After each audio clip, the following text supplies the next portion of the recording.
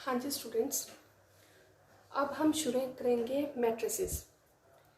देखो, किसी भी कॉम्पिटिटिव एग्ज़ाम्स ले लो, चाहे वो जेईई ले लो, चाहे वो एनडीए ले लो, मास्टर केडर जॉब आ रहा है, किसी भी टाइप का जो भी एग्ज़ाम हो उसमें ये मैट्रिसेस का टॉपिक बहुत इम्पोर्टेंट होता है। हाँ जी, मैट्रिसेस को समझने के लिए हमें कौन कौन से प्रोसेसेस से निकलना पड़ेगा, पहले तो उसकी डेफिनेशन हमें बिल्कुल क्लियर होनी चाहिए। मैट्रिक्स की टाइप्स कौन कौन सी हैं, मैट्रिक्स के ऑपरेशंस ठीक से लगाने आने चाहिए, जैसे ट्रांसपोज ऑफ मैट्रिक्स क्या होता है, उसका एडजॉइंट निकालना आना चाहिए। हम इन सभी चीज़ों को बार बार से टर्न बाय टर्न डिस्कस करेंगे ताकि आप बारीकी से एक एक चीज़ को बारीकी से समझ पाएँ और आपको कॉम्पिटिटिव एग्ज़ाम में क्वेश्चंस को करने में ज़्यादा दिक्कत ना हो। सबसे पहले हम मैट्रिक्स की डेफिनेशन को क्लियर करते हैं कि मैट्रिक्स असल में होती क्या है। किसी भी आपने देखा होगा कि मैट्रिक्स कुछ ऐसे लिखी होती है, यहाँ पर कुछ नंबर्स लिखे होते हैं, 4 5 2 मान लेते हैं, ऐसे कुछ लिखा होता है ना।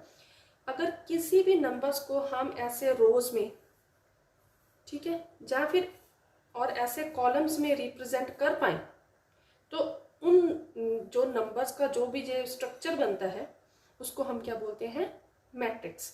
और इसकी जितनी भी नंबर ऑफ रोज बनती हैं, जैसे यहाँ पर मैंने 2 बनाई नंबर ऑफ रोज, तो ये नंबर ऑफ रोज होगी, ठीक है। और जितने इसके नंबर ऑफ कॉलम्स होंगे, यहाँ पर जैसे 4 है, 1 2 3 4, वर्टिकल जो हमारी रिप्रेजेंटेशन होगी उसको हम बोलेंगे कॉलम्स। यहाँ पर कितने हैं, 3, तो ये होगी हमारी 3। जो ये फर्स्ट टर्म रिप्रेजेंट करती है रोज को, नंबर ऑफ रोज कितने हैं, और ये सेकंड टर्म रिप्रेजेंट करती है नंबर ऑफ कॉलम्स, ठीक है। और इसको मिलाकर हम क्या बोलते हैं, order of matrix, order of matrix, matrix. हाँ जी, इसकी जो एंट्रीज होती हैं, जैसे 1 हो गया, 2 हो गया, 3 हो गया, इन सबको हम क्या बोलते हैं, elements of matrix, elements of matrix, matrix. और मैट्रिक्स को लिखने का तरीका क्या होता है, देखो ब्रैकेट्स, जहाँ तो हम ये स्क्वायर वाले ब्रैकेट डाल देते हैं, जहाँ हम ये राउंड ब्रैकेट डाल सकते हैं। ये 2 क्रॉस 2 ऑर्डर की मैट्रिक्स होगी। देखो 4 एलिमेंट्स हैं, 2 रोज में है, 2 रोज है और 2 ही कॉलम्स है। ये 2/3 ऑर्डर की मैट्रिक्स होगी, 2 रोज है, ये 1 रो होगी, ये 2 रो होगी, और नंबर ऑफ कॉलम्स 1 2 एंड 3, ये हमारी होगी 2/3 ऑर्डर की मैट्रिक्स। और किसी भी मैट्रिक्स को हम किसी कैपिटल लेटर से डिनोट करते हैं, मान लेते हैं हम इसको डिनोट करते हैं ए से, इस मैट्रिक्स को हम डिनोट कर देते हैं कैपिटल बी से, किसी भी मैट्रिक्स को हम डिनोट करेंगे कैपिटल लेटर से। देखो बच्चों, आपको ये ऐसा लग रहा होगा कि ये तो बिल्कुल बेसिक सी चीज़ है, हमें तो ये सब कुछ आता ही है, लेकिन ऐसा नहीं होता बच्चे। आपको किसी भी कॉम्पिटिटिव एग्जाम को की तैयारी शुरू करने के लिए बिल्कुल बिल्कुल बेसिक से करना होता है। तो जो, क्योंकि कभी ऐसा क्वेश्चन आ जाता है कि बिल्कुल बेसिक से ही पूछ लेते हैं, लेकिन फिर हम पछताते हैं कि ये तो हमने इतनी बारीकी से भी नहीं किया था, हमने ऊपर ऊपर से कर लिया था, इस वजह से हमारा क्वेश्चन अटेम्प्ट नहीं हो पाया। अब हम बिल्कुल बारीकी से एक एक चीज को डिस्कस करते हुए चलेंगे। हाँ जी, उसके बाद आती है हमारी टाइप ऑफ मैट्रिसेस। देखो यहाँ पर मैंने कितनी लंबी लिस्ट बनाई है, इतनी लंबी लिस्ट है मैट्रिसेस को। आपने बहुत सी में से मैट्रिसेस के नाम सुने होंगे। 22 मैट्रिसेस की लिस्ट बनाई है जो मैंने निकाली है। पहले रो मैट्रिक्स हो गया, कॉलम मैट्रिक्स हो गया, rectangular matrix, square matrix, zero और नल मैट्रिक्स, डायगोनल मैट्रिक्स, और एक होते हैं anti diagonal matrix. Diagonal matrix आपने बहुत बार सुना है, लेकिन एंटी डायगोनल आपने नहीं सुना होगा। Scalar matrix, identity matrix, upper triangular, lower triangular matrix, symmetric, so on. हम टर्न बाय टर्न इन सभी मैट्रिसेस को डिस्कस करेंगे। ये पूरी स्टार्टिंग वाली तो कुछ आपने देखी भी होंगी और कुछ का बारे में आपको नहीं भी पता होगा। Involutory, periodic matrix, Hermitian matrix, इन सभी मैट्रिसेस को हम टर्न बाय टर्न डिस्कस करेंगे। हो सकता है ये एक वीडियो थोड़ी सी लंबी चली जाए, लेकिन आपको हर एक मैट्रिक्स को समझने के लिए एंड तक वीडियो को पूरा देखना पड़ेगा, और हर एक मैट्रिक्स को पूरी डिटेल में आपको समझाया जाएगा कि ये क्या है। सबसे पहले है रो मैट्रिक्स। रो मैट्रिक्स देखते हैं कि अगर किसी भी मैट्रिक्स को हम सिर्फ एक ही रो में रिप्रेजेंट कर पाए, जैसे 1 2 3, ये एक ही रो की मैट्रिक्स है, इसमें एक रो है और नंबर ऑफ कॉलम्स यहाँ पर कितने हैं 3, 1 कॉलम 2 कॉलम और 3 कॉलम, और ऐसे रिप्रेजेंटेशन को हम क्या बोलते हैं, रो मैट्रिक्स। हाँ जी, फिर उसके बाद जो कॉलम मैट्रिक्स क्या होता है, जिसमें सिर्फ एक ही कॉलम हो, ठीक है। तो रोज इसमें कितनी भी हो सकती हैं लेकिन कॉलम सिर्फ एक ही होगा। ये m को हमने वेरिएबल लिख लिया, मीन्स रो कितनी भी हो सकती है, लेकिन यहाँ पर कॉलम की जगह पर हमने 1 लिखा, मीन्स एक ही कॉलम होगा। जैसे मैंने ये लिख दिया 2 3 4, ये मैट्रिक्स होगी हमारी कॉलम मैट्रिक्स। ये तो सिंपल सी है, आपको आती ही होगी ना। उसके बाद क्या है रेक्टेंगुलर मैट्रिक्स। रेक्टेंगुलर मैट्रिक्स क्या होगा, जिसमें रो नंबर ऑफ रोज और नंबर ऑफ कॉलम्स बराबर नहीं होंगे, एक जैसे नहीं होंगे। जैसे यहाँ पर देखो, ये नंबर ऑफ रोज कितनी है 2 है, लेकिन नंबर ऑफ कॉलम्स हमारे 3 हैं, 1 2 3। तो ये क्या है कि अगर हम उसको रिप्रेजेंट करें तो ये कोई एक ट्राइंगल की शेप दे रहा है, तो इसको हम बोलते हैं रेक्टेंगल की शेप दे रहा है, इसको हम बोलते हैं रेक्टेंगुलर मैट्रिक्स। और इधर भी देखो, यहाँ पर नंबर ऑफ रोज हमारी कितनी है 4 और नंबर ऑफ कॉलम्स कितने हैं जस्ट 2।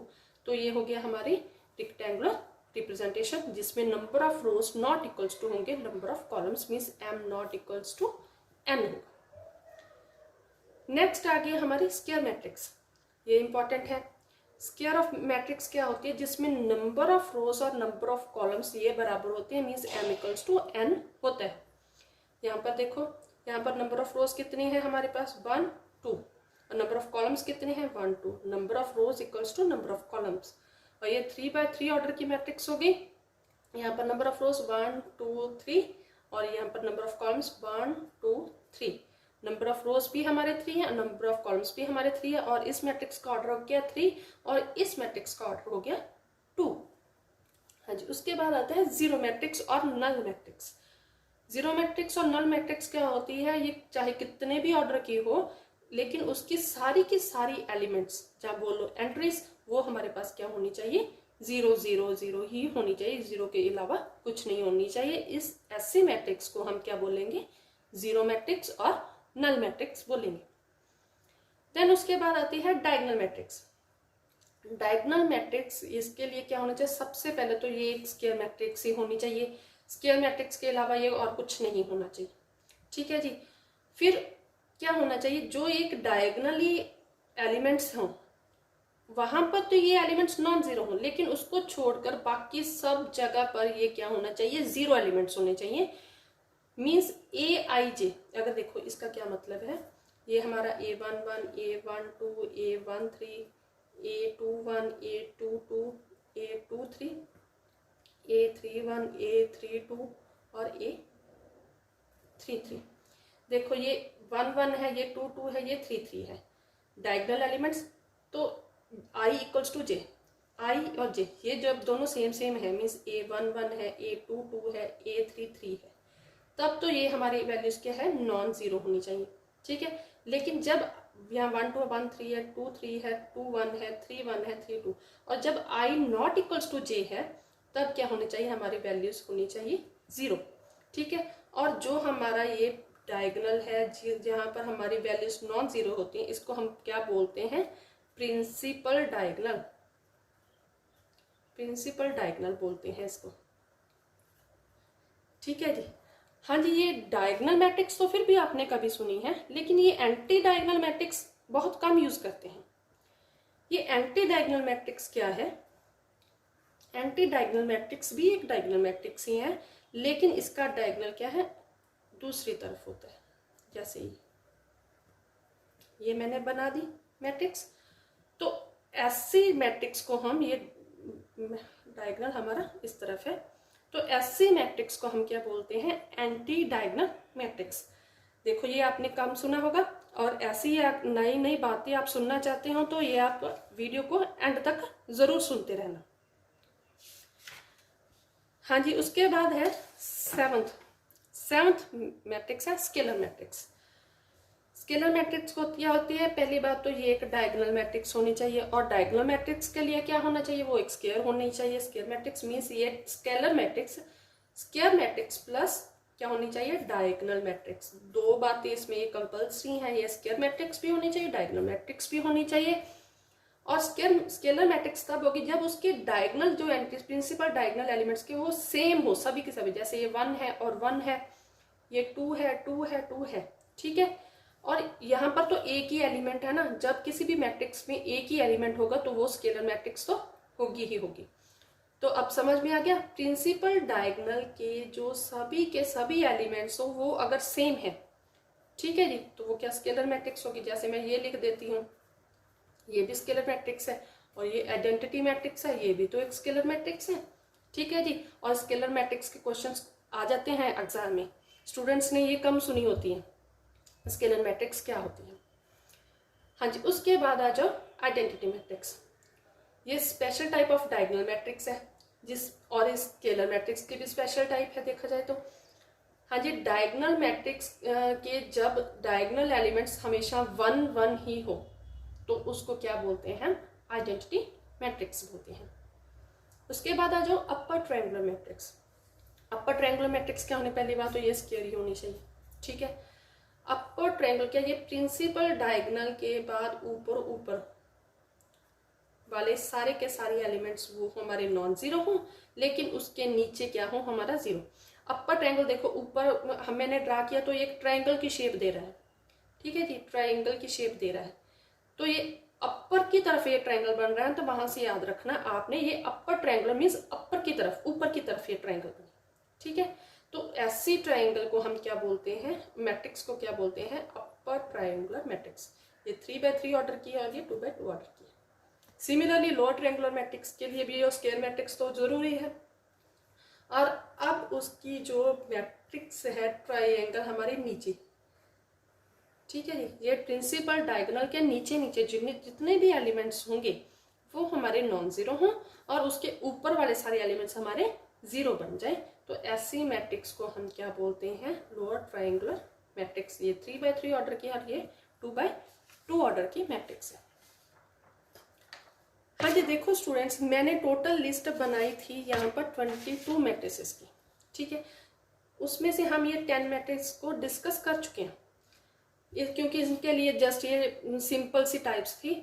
लेकिन उसके बाद वाले जितने मैट्रिक्स हैं वहाँ पर हमें कुछ ऑपरेशंस चाहिए, हमें डिटर्मिनेंट पता होना चाहिए कि क्या होता है। इसके लिए हम पहले उनको थोड़ा सा डिस्कस करते हैं और टर्न बाय टर्न फिर हम हर एक मैट्रिक्स को डिस्कस करेंगे। हाँ जी, उसके बाद अब हम पहले देखते हैं इक्वालिटी ऑफ मैट्रिक्स क्या होती है।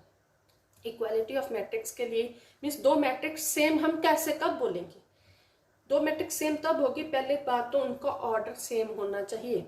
अगर कोई मैट्रिक्स 2x2 ऑर्डर की है तो वो दूसरी भी 2x2 ऑर्डर की होनी चाहिए। अगर 2x3 ऑर्डर की है तो दूसरी भी 2x3 की होनी चाहिए। मीन्स दोनों मैट्रिक्स का ऑर्डर हमारा सेम होना चाहिए, ठीक है। और उसके कॉरस्पॉन्डिंग एलिमेंट्स उन दोनों मैट्रिक्स के क्या होने चाहिए, सेम होने चाहिए। जैसे यहाँ पर देखो, मैंने एक मैट्रिक्स ले ली ए मैट्रिक्स और दूसरी मैट्रिक्स ले ली बी मैट्रिक्स, ठीक है जी। तो अगर मैंने इन मैट्रिक्सेस को लिया है तो यहाँ पर क्या होना चाहिए, पहला एलिमेंट मीन्स A11 और दूसरे इधर पहला B11, ये दोनों सेम है। A12 और इधर B12 ये दोनों सेम है, ठीक है जी। A21 और इधर B21 ये दोनों सेम है। और लास्ट एलिमेंट्स A22 और B22 ये दोनों सेम है। तो ये हमारी मैट्रिक्स क्या होगी, इक्वल मैट्रिक्स होगी। हाँ जी, उसके बाद आ जाओ हमारा ऑपरेशंस ऑफ मैट्रिसेस। मैट्रिक्स के हम ऑपरेशंस कौन कौन से लगा सकते हैं, पहले addition of matrix, subtraction of matrix, multiplication of a matrix by a scalar, negative of a matrix, multiplication of matrices. हाँ जी, सबसे पहले देखते हैं कि मैट्रिक्स एडिशन ऑफ मैट्रिसेस भी है। हम दो मैट्रिक्स को ऐड कैसे कर सकते हैं। The order of to matrices must be same. पहली बात तो ये है कि दो मैट्रिक्स जिनको भी हम ऐड करना चाहते हैं उनके ऑर्डर क्या होना चाहिए, सेम होना चाहिए। जैसे मैंने यहाँ पर ए मैट्रिक्स ले ली, उसके एलिमेंट्स AIJ हैं, दूसरी मैट्रिक्स मैंने B ले ली, उसके एलिमेंट्स BIJ हैं, उन दोनों का ऑर्डर है सेम। तो अगर हम उन दोनों को ऐड करेंगे तो जो हमारी रिजल्टिंग मैट्रिक्स आएगी ना, उसका भी ऑर्डर उतना ही आएगा जितना हमारा A और B का ऑर्डर था।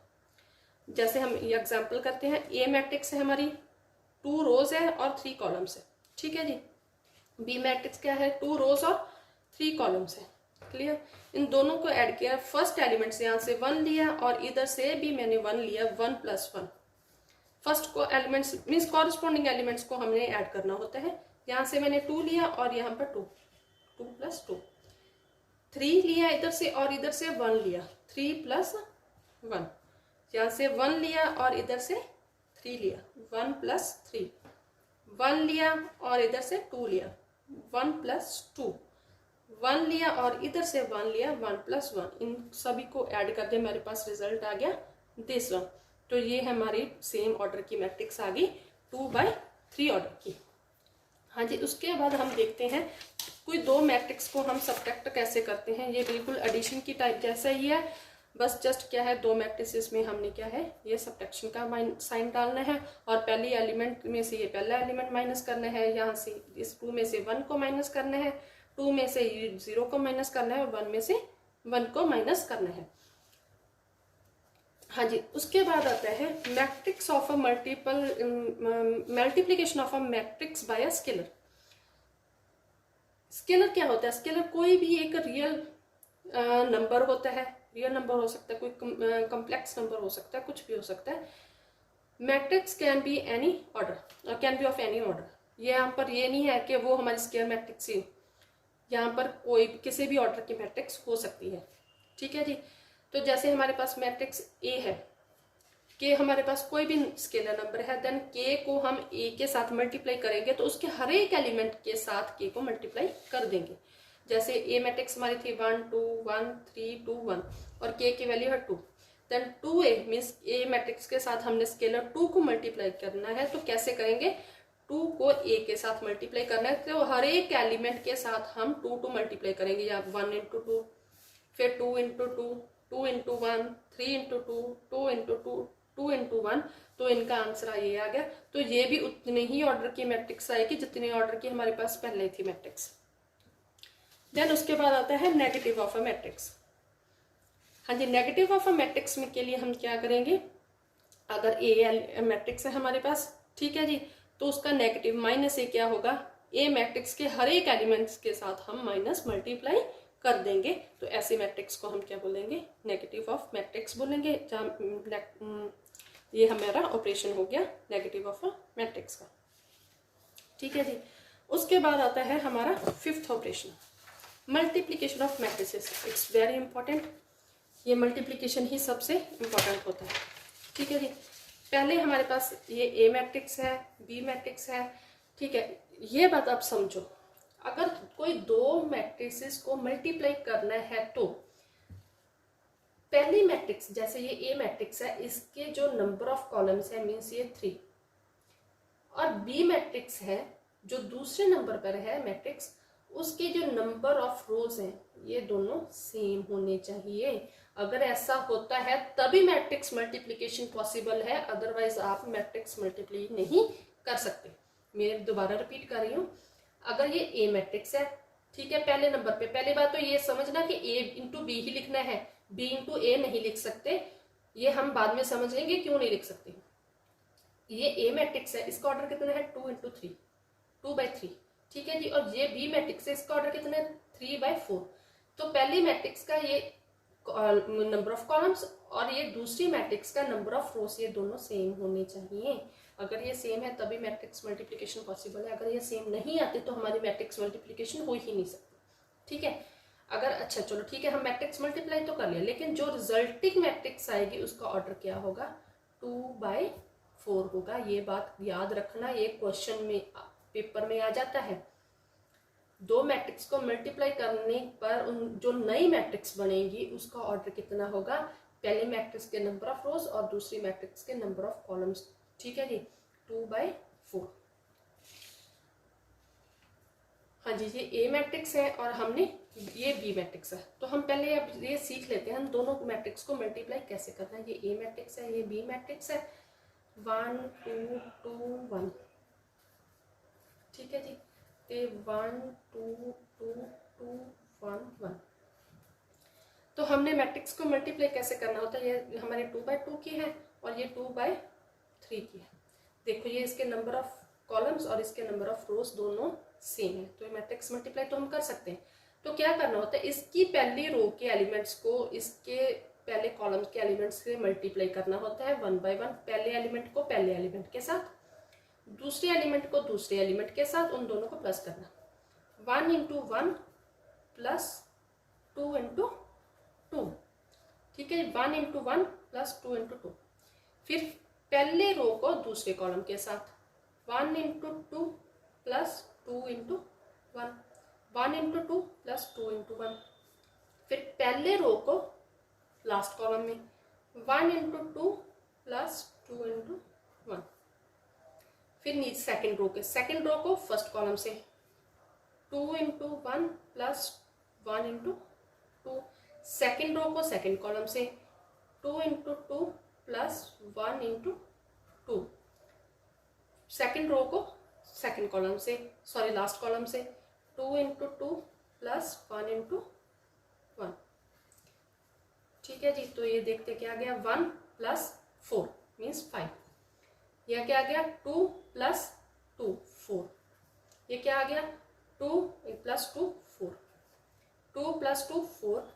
ये पर आ गया 4 प्लस 2 6, और ये पर आ गया 2 प्लस 1 5। तो नंबर ऑफ रोज कितनी है कि 2 बाई 4, देखो, और 2 बाई 3, 2 बाई 3। तो ये बोला था ये 2 और पीछे से ये 3, 2 बाई 3 ऑर्डर की ये हमारी मैट्रिक्स आ जाएगी। हाँ जी स्टूडेंट्स, ये अब ये बात समझने कि हमेशा कभी भी ये A B equals to B A नहीं होता। मीन्स आप मैट्रिक्स मल्टीप्लिकेशन में ए और बी मैट्रिक्स को आगे पीछे नहीं कर सकते। ये कभी कभी ट्रू होता है, और किन कंडीशंस में ये ट्रू होता है ये हम थोड़ा आगे चलकर डिस्कस करेंगे। अगर आप ये जानना चाहते हो कि कब होता है तो आपको मेरी आगे आने वाली वीडियोस को ये देखना पड़ेगा। उनका लिंक आपको मैं डिस्क्रिप्शन बॉक्स में दे दूंगी। इन जनरल ये बात ट्रू नहीं होती, ठीक है जी। हाँ जी स्टूडेंट्स, अगर आपको ये जानना चाहते हैं तो आप मेरे channel light house of math को सब्सक्राइब करें, ताकि आपको नई नई वीडियोस मिलती रही और आप अपने एग्जाम्स की प्रेपरेशन बिल्कुल आसानी से कर लें। देखो स्टूडेंट्स, हम पहले ये मैट्रिक्स किसी भी टॉपिक को हम बारीकी से डिस्कस करेंगे, फिर उसके बाद उनके एमसीक्यूज करेंगे। मीन्स काफ़ी आपको एमसीक्यूज करवाए जाएंगे ताकि जो आपकी प्रैक्टिस हो सके आपके एग्जाम्स के लिए। हाँ जी, अब हम थे कि किसी भी मैट्रिक्स की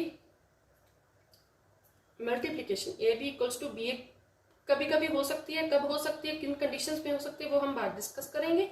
इन जनरल ये ट्रू नहीं होता। तो इसको क्या बोलते हैं, नॉन कम्यूटेटिविटी।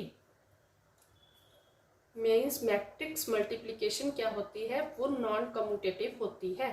अगर ये प्रॉपर्टी होल्ड होती है A B not equals to B A, तो उसको हम क्या बोलते हैं, नॉन कम्यूटेटिविटी बोलते हैं, ठीक है जी।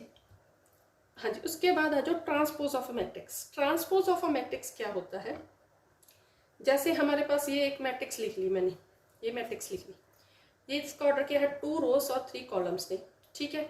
अब ट्रांसपोज इसका क्या करेंगे, रोज को हम कॉलम्स बना देंगे और कॉलम्स को हम रोज बना देंगे।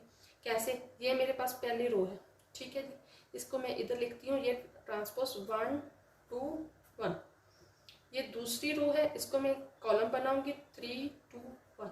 तो ये मेरे पास आ गई ट्रांसपोज मैट्रिक्स। और हम ए ट्रांसपोज को कैसे डिनोट करते हैं, ये ए के ऊपर डैश डाल देते हैं और ए को स्मॉल टी से ऊपर डाल देती हैं और ए के ऊपर कैपिटल डी डाल देते हैं। तो इसको हम ए ट्रांसपोज को डिनोट करने का तरीका ये है। मीन्स किसी भी मैट्रिक्स के रोज को हम कॉलम्स में कन्वर्ट कर देंगे तो उसका क्या हो जाएगा, ट्रांसपोज मिल जाएगा। तो ये जो नई मैट्रिक्स आएगी, जो इसके पहले नंबर ऑफ कॉलम्स थे वो अब हमारे नंबर ऑफ रोज बनेंगे, जो पहले नंबर ऑफ रोज थे वो हमारे अब हम नंबर ऑफ कॉलम्स बन जाएंगे, ठीक है जी। हाँ जी, उसके बाद हमारे पास आती है टाइप ऑफ मैट्रिक्स। देखो हमने पहले कर ली थी 10 टाइप्स कर ली थी, अब आती है हमारी 11th टाइप ऑफ मैट्रिक्स, ये सिमेट्रिक मैट्रिक्स क्या होती है, ठीक है जी।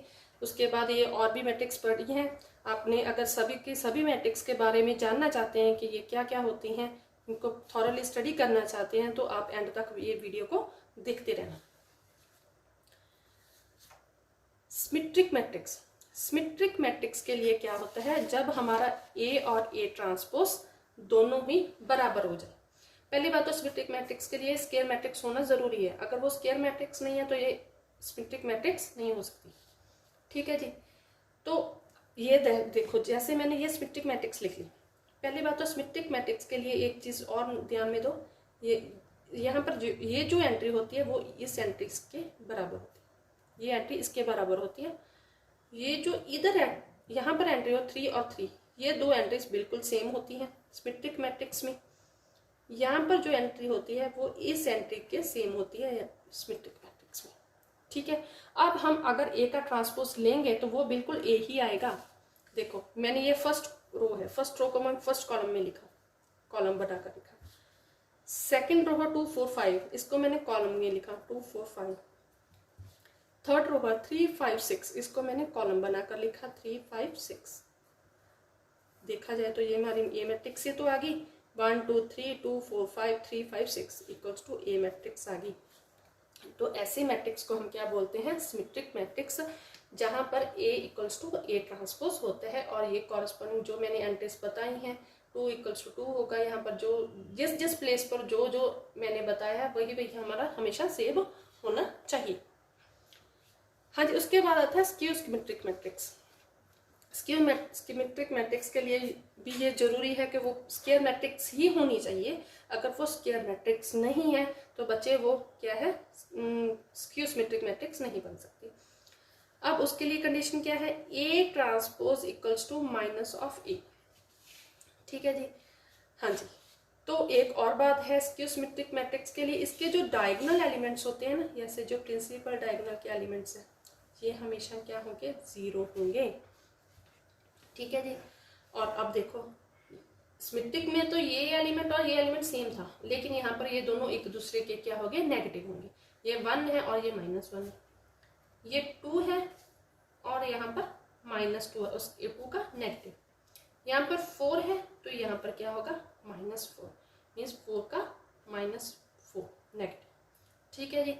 अगर ऐसी कंडीशन होती है A transpose equals to -a, तो ऐसी मैट्रिक्स को हम क्या बोलते हैं, स्क्यू सिमेट्रिक मैट्रिक्स। ठीक है जी। अब इसके बाद आती है नेक्स्ट मैट्रिक्स हमारी ऑर्थोगोनल मैट्रिक्स।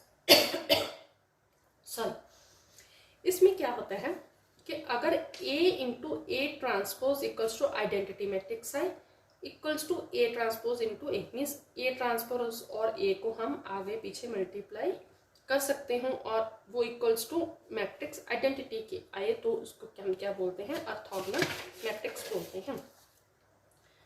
हाँ जी। इसमें ये भी होता है कि A transpose equals to A inverse होता है।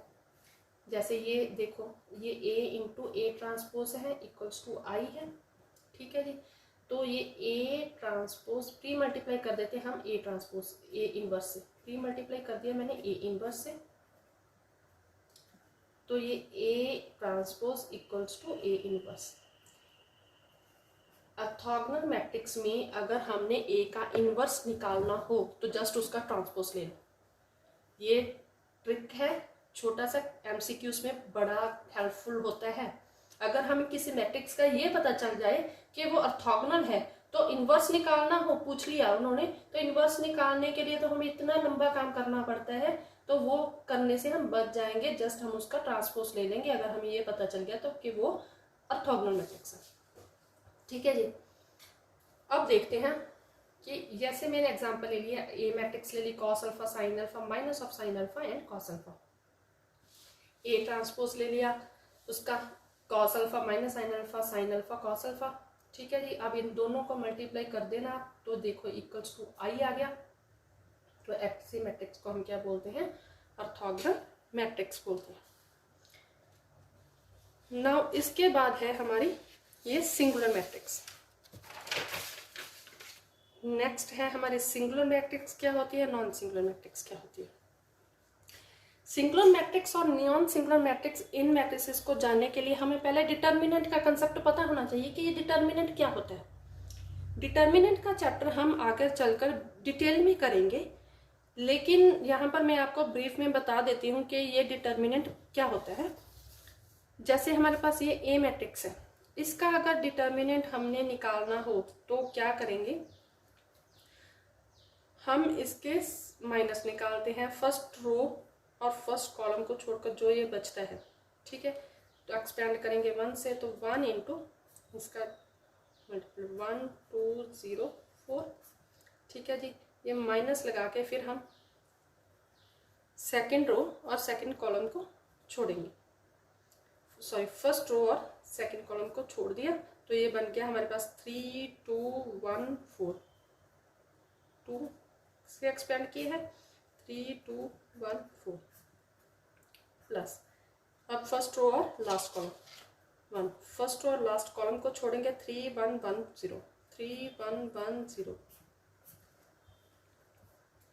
मल्टीप्लाई करो this 4 minus 0 minus 2 12, 4 into 3 12 minus 2 into 1 2 plus 3 into 0 minus 1, ये हो गया 4 minus 2 into 10 minus of 1, 4 minus 20 minus 1 equals to 4 minus 21 equals to minus of 17, ठीक है जी।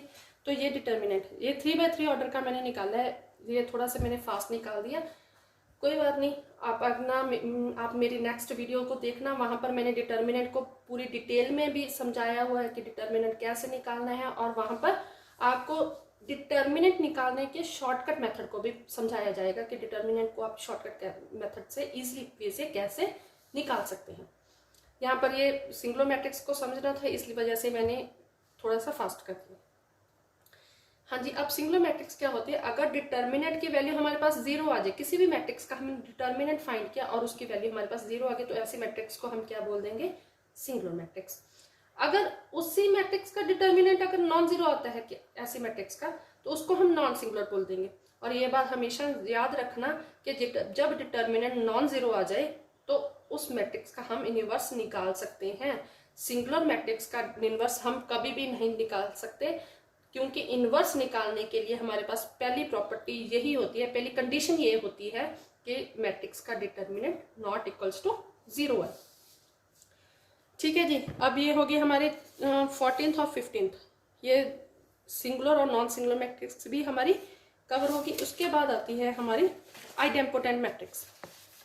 आइडेम्पोटेंट मैट्रिक्स क्या होती है, जब ए स्क्वायर इक्वल्स टू ए हो, किसी मैट्रिक्स के लिए अगर ये कंडीशन होल्ड हो ए स्क्वायर इक्वल्स टू ए, तो ऐसे मैट्रिक्स को हम क्या बोल देंगे, आइडेम्पोटेंट मैट्रिक्स। जैसे यहाँ पर मैंने एक ए मैट्रिक्स ले लिया, ए स्क्वायर इक्वल्स टू मल्टीप्लाई किया ए डॉट ए, तो हमारे पास वही मैट्रिक्स आ गई। तो ऐसे मैट्रिक्स को हम क्या बोलेंगे, आइडेम्पोटेंट मैट्रिक्स बोलेंगे। हाँ जी बच्चे, आगे चलकर मैं आपको आइडेम्पोटेंट मैट्रिक्स सभी मैट्रिक्स के रिलेटेड आपको एमसीक्यूज करवाऊंगी। अगर आप देखना चाहते हैं, क्वेश्चंस करना चाहते हैं, तो आप मेरी आने वाली वीडियोस को जरूर देखें, जिनका लिंक आपको मैं डिस्क्रिप्शन बॉक्स में भी दे दूंगी। Involutory matrix. इन्वोल्यूटरी मैट्रिक्स क्या होती है, जब कोई भी मैट्रिक्स का हम स्क्वायर करें तो वो इक्वल्स टू आइडेंटिटी मैट्रिक्स आ जाए। ठीक है जी, तो ऐसे मैट्रिक्स को हम क्या बोलेंगे, इन्वोल्यूटरी मैट्रिक्स बोलेंगे। जैसे ये मैंने एंटी डायगोनल मैट्रिक्स लिखी है, ठीक है जी, तो इसका स्क्वायर करें ए इंटू ए मल्टीप्लाई किया तो ये हमारे पास आइडेंटिटी मैट्रिक्स आ जाए जी। तो ऐसे मैट्रिक्स को हम क्या बोलेंगे, इन्वोल्यूटरी मैट्रिक्स बोलेंगे। उसके बाद आती है नीलपोटेंट मैट्रिक्स। नीलपोटेंट मैट्रिक्स क्या होती है, if there exists m belongs to n natural number such that a raised to power m equals to 0. 0 यहाँ पर क्या है, कोई भी नल मैट्रिक्स आ जाए। then the least value of m is called the index। चलो इंडेक्स बाद में समझते, पहले ये देखते हैं कि ये है क्या। देखो किसी भी मैट्रिक्स को मैंने लिया, मान लेते हैं ए मैट्रिक्स है मेरे पास, ठीक है। ए मैट्रिक्स को मैंने 2 बार मल्टीप्लाई किया, वो नल मैट्रिक्स के उसकी मल्टीप्लाइकेशन नल मैट्रिक्स नहीं है। फिर मैंने 3 बार मल्टीप्लाई किया, फिर भी नहीं आई। मान लेते हैं चौथी बार जाकर आ गई है, ठीक है जी। अगर चौथी बार आ गई, उसके साथ A4 के साथ मैं एक बार A और मल्टीप्लाई कर दूंगी, तो ये A4 अगर 0 था तो ये 0 फिर आएगी, मीन्स A5 0 आएगी, ठीक है जी। फिर उसके बाद वाली कितनी भी बार मैं A मल्टीप्लाई करती जाऊँ तो वो नल मैट्रिक्स बनती ही जाएंगी। तो ये सबसे पहली बार जब ए की पावर जो भी जितनी भी थी, जैसे यहाँ पर 4 है इक्वल्स टू 0 आया, तो ये सबसे पहली बार कब आया, कितनी वैल्यू थी m की जब ये इक्वल्स टू 0 आया, तो उस पहली वैल्यू को हम बोलते हैं इंडेक्स। समझ गए? Least value of m is called the index. हाँ जी, इस ऐसे मैट्रिक्स को अगर ए को बार बार मल्टीप्लाई करते जाए खुद के साथ ही, तो मल्टीप्लाई करते करते जब पहली बार उनकी मल्टीप्लीकेशन इक्वल्स टू 0 बन जाए, तो ऐसे मैट्रिक्स को हम क्या बोलते हैं, निटपोटेंट मैट्रिक्स बोलते हैं। हाँ जी, उसके बाद आती है हमारे पास 3 कॉम्प्लेक्स मैट्रिसेस आती हैं, यूनिटरी, हर्मिशियन, स्क्यू हर्मिशियन, ये पीरियोडिक मैट्रिक्स। 4 मैट्रिक्स रहेगी। अगर आप चारों को ध्यान से पढ़ना चाहते हो तो आप ये वीडियो को देखते रहना। हाँ जी, यूनिटरी मैट्रिक्स। यूनिटरी मैट्रिक्स क्या है, अगर हमारे पास a into A theta equals to A raised power theta into A equals to I हो जाए, ऐसी मैट्रिक्स को हम क्या बोलते हैं, यूनिटरी मैट्रिक्स। आपको ए मैट्रिक्स तो पता है, ये ए थीटा क्या है, ए थीटा को हम समझते हैं। ए रेस्ट टू पावर थीटा क्या होता है, पहले तो ए मैट्रिक्स का हम बार ले लो, मीन्स उसके सारे के सारे एलिमेंट्स को हम कंजुगेट ले लो, फिर उनका ट्रांसपोज ले लो, जब पहले ट्रांसपोज ले लो फिर कंजुगेट ले लो, मीन्स ट्रांसपोज भी लो और कंजुगेट भी लो। तो ऐसे मैट्रिक्स को हम क्या बोलते हैं, यूनिटरी मैट्रिक्स। पहली बात मैं आपको बताना भूल गई, यूनिटरी मैट्रिक्स की जो एंट्रीज होती हैं ये रियल ना होकर कॉम्प्लेक्स भी हो सकती है, जैसे 1 माइनस आयोटा आयोटा। ठीक है जी, मैं तो ये ऐसे एग्जांपल ले रही हूँ, पता नहीं ये यूनिटरी बनेगी भी नहीं। चलो यहाँ पर मैंने जैसे लिखी हुई है 1 माइनस आयोटा, कॉम्प्लेक्स एंट्रीज ली है ना। यूनिटरी मैट्रिक्स में कॉम्प्लेक्स एंट्रीज आएगी, ऑर्थोगोनल में रियल एंट्रीज आएगी। ऑर्थोगोनल और यूनिटरी में यही फर्क है, बाकी सब कुछ सेम होता है। ऑर्थोगोनल में रियल एंट्रीज होती हैं, यूनिटरी में ये कॉम्प्लेक्स एंट्रीज होती हैं। ठीक है जी, तो कॉन्जुगेट हम कैसे लेते हैं, अगर ये कॉम्प्लेक्स नंबर है तो उसका कॉन्जुगेट कैसे लेते हैं, जो ये हमारा इमेजिनरी पार्ट है उसका साइन चेंज कर दो, ए माइनस ऑफ आयोटा भी, और उसको डिनोट कैसे करते हैं, बार से। z कॉम्प्लेक्स नंबर था, z बार उसका कॉन्जुगेट हो गया। और हमने ए रेस्ट पर थीटा लेने के लिए क्या करना होता है, उसके ट्रांसपोज भी लेना होता है और उसके कॉन्जुगेट भी लेना होता है हर एक एलिमेंट का। हाँ जी, तो यूनिटरी मैट्रिक्स में a into A raised to power theta equals to I हो गया। इसका मतलब A theta equals to A inverse होता है यहाँ पर। ऑर्थोगोनल में क्या होता था, आपको याद होगा, A transpose equals to A inverse. वहां पर हमारे पास कॉन्जुगेट नहीं आता था, क्योंकि वहां पर सिर्फ रियल एलिमेंट्स होते हैं, रियल एलिमेंट्स का कॉन्जुगेट नहीं होता, कॉम्प्लेक्स एलिमेंट्स का कॉन्जुगेट होता है। इस वजह से हमारे पास ये यूनिटरी में कॉन्जुगेट आ जाता है। ठीक है, तो यहाँ पर A raised to power theta equals to A inverse. Now example ले लीजिए, जैसे ये ए मैट्रिक्स है, ठीक है, इसके लिए एलिमेंट्स ले लिए, तो अब ए थीटा कैसे होंगे, पहले तो इनका हम कॉन्जुगेट ले लेते हैं, 1 का 1 रह गया, कॉम्प्लेक्स एलिमेंट्स का ही मीन्स इमेजिनरी पार्ट का हमने साइन चेंज करना होता है।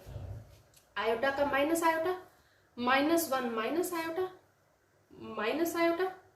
1 का 1 रहने दिया, 1 minus iota, 1 minus iota, -1 minus iota और 0। इसका हम ट्रांसपोज लेंगे। ट्रांसपोज लिया कि पहली रो को हम कॉलम में बना लेते हैं, 1 iota 1 minus 1 minus iota, minus iota 1 minus iota और 1 माइनस आयोटा -1 माइनस आयोटा 0। ठीक है, अब इन दोनों को मल्टीप्लाई कर देते, ए और ए थीटा जो भी वैल्यू इन दोनों को मल्टीप्लाई कर दो, तो आप सॉल्व कर लेना, ये इक्वल्स टू आई आ जाएगा। ऐसी मैट्रिक्स को हम क्या बोलते हैं, यूनिटरी मैट्रिक्स बोलते हैं। हाँ जी, उसके बाद आता है हमारी हर्मिशियन मैट्रिक्स। हर्मिशियन मैट्रिक्स क्या होती है, हर्मिशियन मैट्रिक्स के लिए भी ये भी कॉम्प्लेक्स मैट्रिक्स है, इसकी जो एंट्रीज है वो कॉम्प्लेक्स होंगी। रियल में हमारे पास सिमेट्रिक मैट्रिक्स थी, यहाँ पर हमारे पास हर्मिशियन मैट्रिक्स। हाँ जी, जब a equals to A raise to power theta, ठीक है जी, A raise to power theta equals to क्या है, ए ट्रांसपोज ए कॉन्जुगेट फिर उसका ट्रांसपोज, या पहले ट्रांसपोज फिर कॉन्जुगेट लो। ठीक है जी, तो जैसे मैंने यहाँ पर ए मैट्रिक्स ली, उनका कॉन्जुगेट लो पहले, 1 का 1, आयोटा का माइनस आयोटा का आयोटा और 0। फिर इनका ट्रांसपोज 1 माइनस आयोटा और 0। ठीक है, ये equals to A theta equals to A ही आ गया। तो ऐसी मैट्रिक्स होगी हमारी हर्मिशियन मैट्रिक्स। हाँ जी, अब एक चीज़ और ध्यान देने वाली है, आपको याद होगा सिमेट्रिक मैट्रिक्स में जो हमारी डायगोनल एंट्रीज थी वो थी हमारी रियल ही थी, वो तो रियल मैट्रिक्स ही थी। और यहाँ पर भी हमारी जो ये डायगोनल एंट्रीज होगी हर्मिशियन मैट्रिक्स की, ये जो डायगोनल एंट्रीज होंगी वो प्योरली रियल होगी। चाहे ये कॉम्प्लेक्स एंट्रीज इसमें आ सकती हैं, लेकिन इसके जो डायगोनल एलिमेंट्स होंगे, प्रिंसिपल डायगोनल के एलिमेंट्स होंगे ना, वो हमेशा रियल ही होंगे, वो कॉम्प्लेक्स नहीं हो सकते। ठीक है जी। उसके बाद आती है स्क्यू हर्मिशियन। स्क्यू हर्मिशियन में जगह a equals to minus of e raised to power theta, A matrix ले ली, उसके कॉन्जुगेट ले लिया, -3 iota 2 minus iota -1 minus iota का आयोटा, फिर इनका ट्रांसपोज ले लिया। ठीक है जी, तो ये इक्वल्स टू माइनस ऑफ ए ही आ गया। क्लियर? हाँ जी। अब स्क्यू हर्मिशियन के लिए आपको प्रिंसिपल डायगोनल के लिए क्या ध्यान देने वाली बात है कि स्क्यू हर्मिशियन में ये जो प्रिंसिपल डायगोनल एलिमेंट्स हैं होते हैं वो जहाँ तो प्योरली इमेजिनरी होते हैं, जैसे यहाँ पर ये प्योरली इमेजिनरी है ना, जहाँ तो सारे के सारे इमेजिनरी होंगे, जहाँ फिर होंगे वो सारे के सारे जीरो ही होंगे। जहाँ तो वो प्योरली इमेजिनरी होंगे, जहाँ फिर जीरो होंगे, मीन्स वो रियल नहीं हो सकते। क्लियर? ये होगी हमारी स्क्यू हर्मिशियन मैट्रिक्स ना। उसके बाद लास्ट मैट्रिक्स हमारी है periodic matrix. If A raised to power m + 1 equals to a, then the least, अगर हम a की पावर a को मल्टीप्लाई करते जाएं खुद के साथ ही, ठीक है, करते करते वो इक्वल्स टू a आ गया, फिर वही मैट्रिक्स बन जाए। अगर तो लीस्ट वैल्यू ऑफ m को हम क्या बोलेंगे? Period of m। हाँ जी, अब एग्जांपल देखो, नल मैट्रिक्स है, नल मैट्रिक्स पीरियोडिक होगी, वो खुद को खुद के साथ मल्टीप्लाई करते रहें वो तो हमेशा ही जीरो आ जाएगी, चाहे 2 बार मल्टीप्लाई खुद को करो, 3 बार करो, 4 बार करो, कितने बार भी करो, वो तो खुद को खुद के साथ मल्टीप्लाई करेंगे, हमेशा ही जीरो आती रहेगी। तो वो पीरियोडिक तो होगी ये नल मैट्रिक्स, लेकिन उसका पीरियड क्या है? Not defined. कितने बार वो मल्टीप्लाई करे, वो तो इन्फिनिटी तक, इन्फिनिटी टाइम्स भी मल्टीप्लाई करते रहेंगे उसको, फिर भी वो नल मैट्रिक्स ही आती रहेगी। तो नल मैट्रिक्स क्या है? ये पीरियोडिक तो है, लेकिन इसका पीरियड क्या है? नॉट डिफाइंड है। होप सो स्टूडेंट्स, आपको ये सभी के सभी वीडियोस, सभी के सभी टाइप्स ऑफ मैट्रिसेस को समझ आ गई होंगी। आपको मेरी ये वीडियो अच्छी लगी है तो आप मेरे चैनल को सब्सक्राइब करें और आने वाली वीडियोस को जरूर देखें, जिसमें आपको मैं डिटर्मिनेंट को बिल्कुल बेसिक से समझाऊंगी। डिटर्मिनेंट के शॉर्ट मेथड्स क्या है उनको कैलकुलेट करने के, वो आपको डिस्कस किए जाएंगे। उसके बाद आपको मैट्रिसेस और डिटर्मिनेंट के MCQs भी करवाए जाएंगे डिटेल में। तो आप बने रहना इस चैनल के साथ। चैनल का नेम है लाइट हाउस ऑफ मैथ। आप मेरे चैनल को सब्सक्राइब करें और नई नई वीडियोस देखते रहें। लाइक करें, अगर आपको वीडियो मेरी अच्छी लगे लाइक करें, कमेंट करें और शेयर करें। Thank you.